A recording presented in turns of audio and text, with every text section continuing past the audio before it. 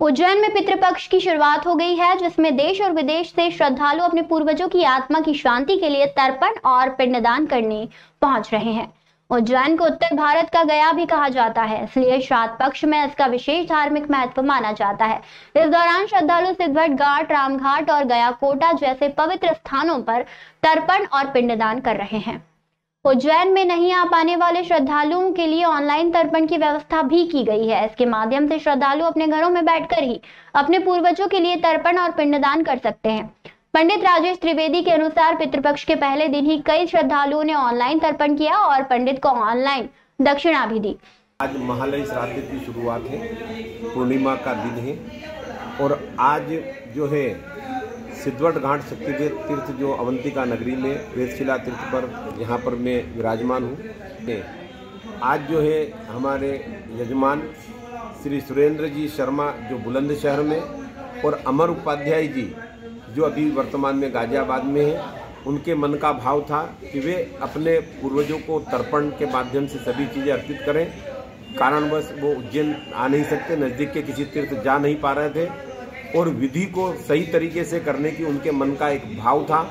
तो आज हमने यहाँ उज्जैन से ऑनलाइन उन्हें लेते हुए और उनके सभी पूर्वजों को तर्पण के माध्यम से प्रथम दिवस सारी चीज़ें अर्पित कराते हुए तर्पण श्राद्ध का कार्य पूर्ण कराया है।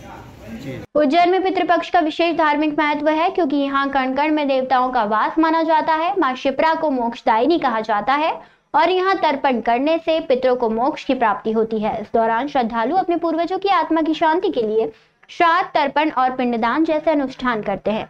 पितृपक्ष की अवधि 15 दिनों तक रहेगी, जो 21 सितंबर को सर्वपितृ अमावस्या के दिन समाप्त होगी। इस दौरान श्रद्धालु अपने पूर्वजों की आत्मा की शांति के लिए तर्पण, पिंडदान और श्राद्ध कर्म करेंगे।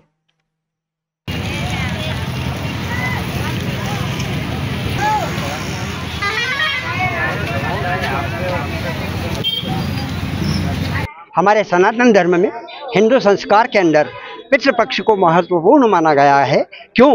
क्योंकि सूर्य जब कन्या राशि से वृश्चिक राशि पर्यंत आते हैं तो सारे पितृ जो होते हैं वो आसमान से धरती पर उतर के आते हैं और वो चाहते हैं कि हमारे निमित्त कुछ कर्म किया जाए और धर्म की जय जयकार किया जाए। क्योंकि स्कंद पुराण के अंदर अवंतिका खंड में यह उल्लेख देखने को मिलता है कि वृद्धि शाद्य तथा प्रोक्ताम महालय शताधिका तथो रजगुणा प्रोक्ताम प्रयागे दिशतम प्रयाग रजगुणा तृप्ति कुरुक्षेत्र शतम कुरुक्षेत्रान तथो यास दशाधिका गया स्मृतम तथो दशाधिका न्यास महाकाल वने शुभे अवंत्यायाम सर्वत्र पुण्यम गया तीर्थ च सर्वदा यत्र प्रविष्ट मात्रेण पितरौ निरय स्थिताम ते सर्व स्वर्गमायन्ति ब्रह्म भूयाय कल्पते। अर्थात भगवान कृष्ण जब यहाँ पर पढ़ने के लिए आए थे तो सांदीपनि ऋषि के बच्चे जो थे उनके मोक्ष का यहाँ पर स्थान बनाया था।